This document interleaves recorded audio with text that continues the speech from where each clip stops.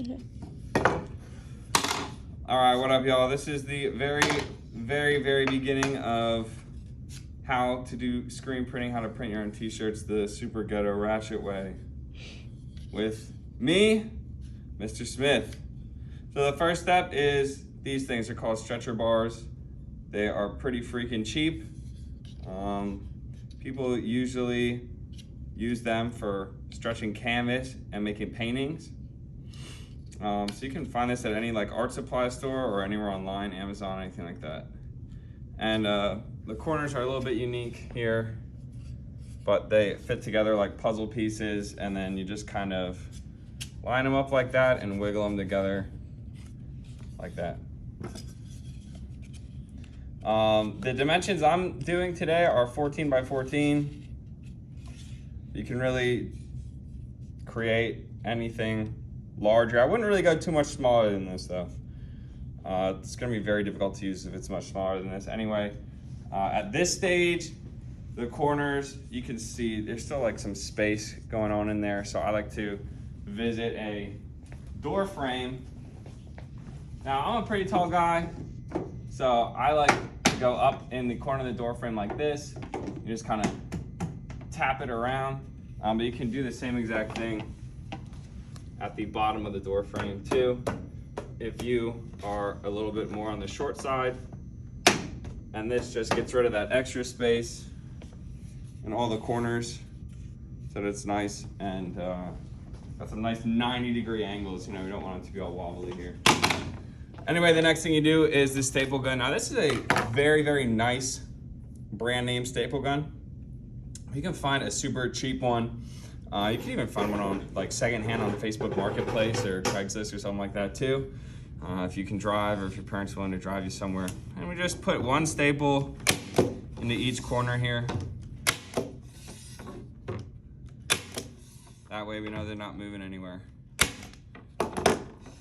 Anyway, the next thing we're gonna be working with is what's called mesh. And I bought mesh by the yard, pretty cheap. I got 5 yards of it for $40. And that's enough to make like 20 of these screens. So if you just are at your own house and you want to make a few screens, you just need to buy 1 yard of mesh. I believe this is 110 mesh, and it might cost you 15 bucks, 20 bucks. The main thing about this is we staple in the middle all the centers of each of these and then work our way from the center out. So I'll show you how to get this started here. Notice the mesh, we wanted to have like maybe 4 or 5 inches extra. That way you can really yank on it to help keep things nice and tight. So here's one, boom. Once again in the center. And now that I'm pulling from the opposite side, I have this braced against my leg, I'm pulling. And while, see, a little closer. So we got the white, you want to see the whites of the nails there. That's how you know you're pulling hard enough. Pulling pretty freaking hard. Take a couple steps back. And then, boom. So opposite in the center, and then same thing over here.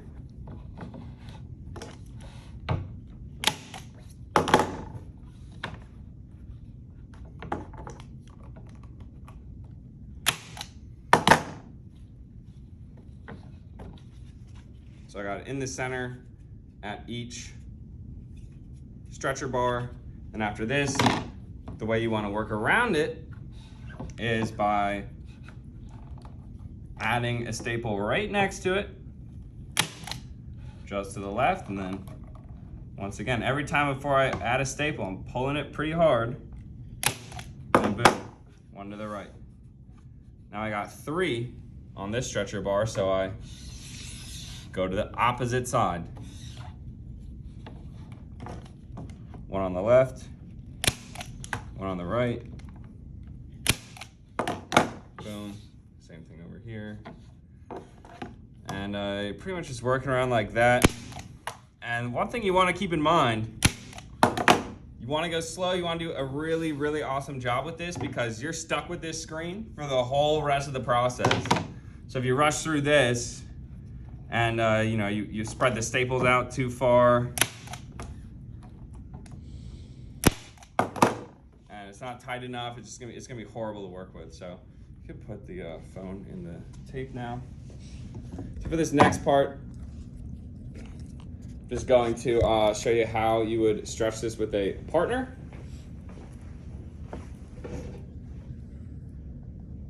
There we go. So your partner's gonna be across the table from you. And you grab that there.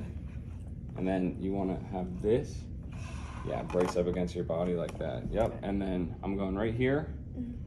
So you just pull back from there, exactly.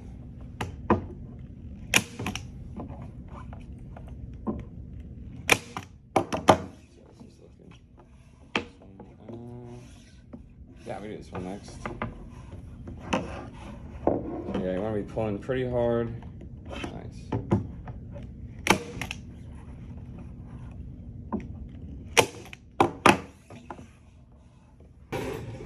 Okay, so sped things up a little bit right there, but as you can see now, working around to the different opposites. Each of these staples pretty much right next to each other. I've seen plenty of people go even closer than this, but I personally think that's kind of overkill. About just 1 inch separation between the staples should be good enough. And a test I like to do to make sure it's nice and tight is I will take my index finger and just slide it across the top here, not really adding any pressure, but if you can feel this wooden stretcher bar, that means it's way too loose. So with no added extra pressure, my finger is able to glide right over top that stretcher bar. That's how I know that it's nice and tight and it's sitting up above the wood here. I've also seen plenty of people use just like regular pieces of wood, 2x4s, and cut those. So, you know, if you're down bad financially, you need to be even more cost efficient than stretcher bars, you could totally do that. Anyway, at this stage, what we want to do is just get rid of all of the excess. So I just go to a corner, I'll cut straight down one of those corners. Now you want to be careful because we don't want to cut like right next to a staple here. But right along where that wooden stretcher bar is, that's pretty much right where we would like to trim it to. Like that.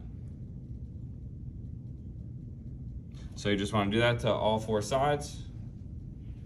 So at this stage, I trimmed off all the excess. Now, unfortunately, the only way you can use mesh is if it's stretched real tight around something. So I haven't found a real good use for recycling these quite yet. So I always just throw out the excess.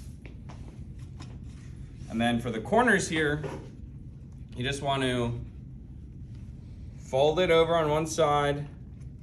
You hold it with the offhand, so we still got some tension there. And then you staple one time on this side, and then another staple down here. And once again, you know, this is where I'm pulling the squeegee.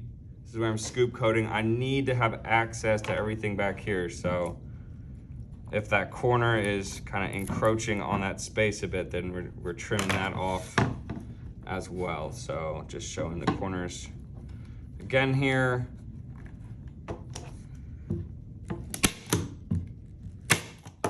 You know, it's not super technical. It's just, you know, get a nice fold right there, cinch it, and then 1, 2.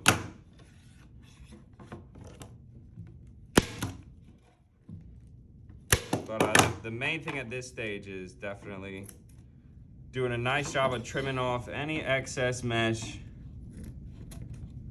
Even something like this is gonna be really, really annoying to try and work around later. See how this is like barely over top there? I'm probably just gonna go back in here and try to trim that again.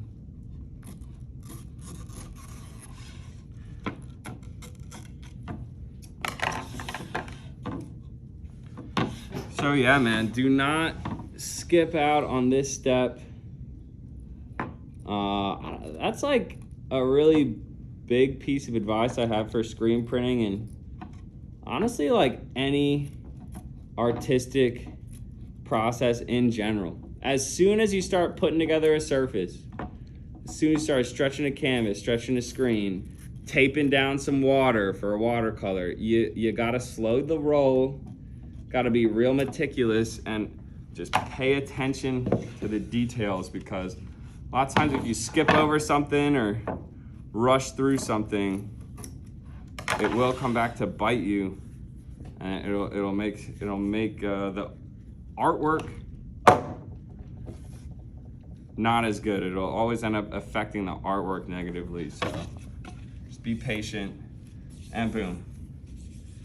In the next part, we are going to be scoop coating these, getting them ready to burn the image on there. So just keep watching for the next part there.